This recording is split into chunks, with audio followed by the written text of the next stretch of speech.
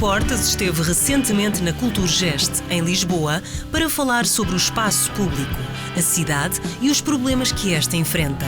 Acompanhado por Nuno Travassos, que ilustrou as suas conferências, o arquiteto urbanista, investigador, autarca e professor universitário lembrou que as cidades são habitualmente avaliadas pelos seus edifícios e não pelo seu território comum. Eu parto sempre do princípio de que a definição do espaço público é o que decide a cidade. Enquanto esse espaço público dura. Não é? Porquê? Porque os espaços públicos exatamente duram muito. Os edifícios duram muito menos. Mas nós, em geral, julgamos as cidades pelos edifícios e não por aquilo que nós pisamos, digamos, os trajetos que nós fazemos, a vida cotidiana que nós fazemos. E que, em grande parte, é feita através de tudo aquilo que a gente chama o espaço público, o espaço comum. Quer dizer, aquele espaço onde se fazem atividades que não se fazem, em geral, nos edifícios, na vida privada ou nas casas, digamos.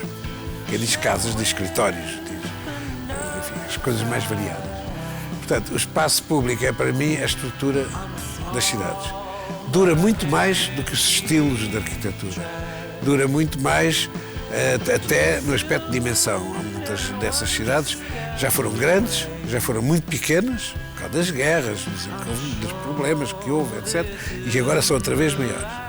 E agora, sobretudo, e esse é o tema principal das 4 conferências, porque eu volto sempre a elas de uma forma um bocado obsessiva, dirão alguns, que é o de entender que há uma nova espécie de cidade que se instalou entre as cidades que existiam.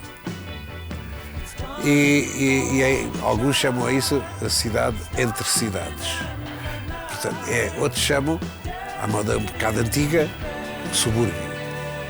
Outros chamam, mas não é bom usar esse termo subúrbio. Primeiro porque é depreciativo. Quando lá se passam coisas muito importantes e as famílias são tão boas como as outras. Portanto, não chamar subúrbio significa simplesmente que já se não cabia na que estava e ampliou-se. Essas ampliações têm-se feito sistematicamente. Aquilo que me preocupa é a decadência, a degradação dos espaços comuns, dos espaços livres, dos espaços... Mete-se aí também o paisagismo, mete-se aí também o tráfego, mete-se também as manifestações e outras coisas, e outros elementos assim coletivos. Mete-se muita coisa do desporto. Quer dizer, isto é chamada a tal estrutura onde as outras coisas se penduram. Acontece que na parte dos subúrbios, que é dessa que eu estou hoje aqui a falar e que já falei anteriormente, foram muito abandonados, o espaço público foi sempre muito abandonado. Quer dizer que se construía primeiro e se tratava do espaço público depois. Isto já é quase só a saída de Lisboa, já é assim. Em muitos casos. Já que, no caso, nos últimos 20 ou 30 anos, melhorou muito. Com os fundos comunitários, melhorou muito. Mas agora não sei muito bem, porque sem haver esses recursos, pode acontecer que se degradem outra vez certos elementos, porque são elementos coletivos, dependem muito da riqueza do próprio Estado, dependem muito da boa gestão dos autarcas, dependem muito da qualidade cívica das populações. Quer dizer, não há milagres. Não é? Todas estas coisas se vieram a manifestar como são os elementos que a gente valoriza muito essa cidade e valoriza menos outras. Não é? Também há outra forma, é dizer que são simplesmente os monumentos nacionais. Isso é bom para os turistas. Eu estou a falar do cotidiano da cidade. A reabilitação urbana, uma ideia tão em voga neste momento, transformou-se numa ideologia, na opinião do arquiteto.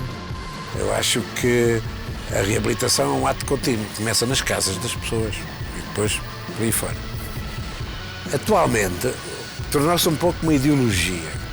E quando as coisas se tornam uma ideologia, eu desconfio. Porque, por exemplo, em muitas das cidades europeias, atualmente está-se a fazer uma reabilitação de luxo que exclui grande parte da população que já lá estava antes. Gentrification, que é um termo inventado por sociólogos ingleses, que há uns anos atrás, e quer dizer, eu traduziria por o emburguesamento da cidade. Quer dizer, a cidade tende a excluir os mais pobres e os mais velhos, vão para asilos, vão para sítios, etc., e mete gente nova que de alguma forma pode pagar uma renda razoável. De uma forma geral, aquilo que eu costumo dizer, porque vi noutros sítios, é que a reabilitação, ao contrário do que eu pensava, a reabilitação não é uma operação barata. Para ser bem feita, já era assim no pós-guerra, mas a verdade é que se dizia, não, isto é muito mais barato que fazer casas de novo. Não haja essa ilusão. A gente precisa fazer a reabilitação para, no fundo, dar dinâmica à cidade, rejuvenescer os habitantes das cidades, etc. Pensar o urbanismo e fazer experiências é uma obrigação da Academia.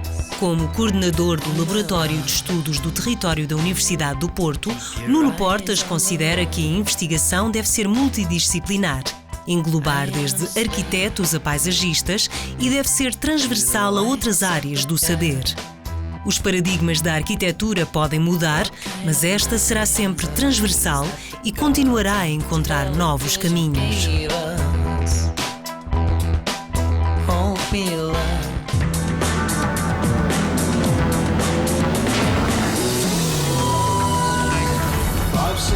No próximo programa vamos mostrar em pormenor o Teatro Thália, em Lisboa.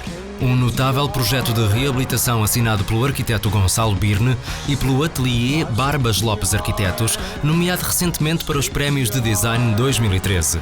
Lisbon Ground é uma exposição imperdível que representou Portugal na Bienal de Veneza. Os Passos e Casas esteve lá. Até para a semana.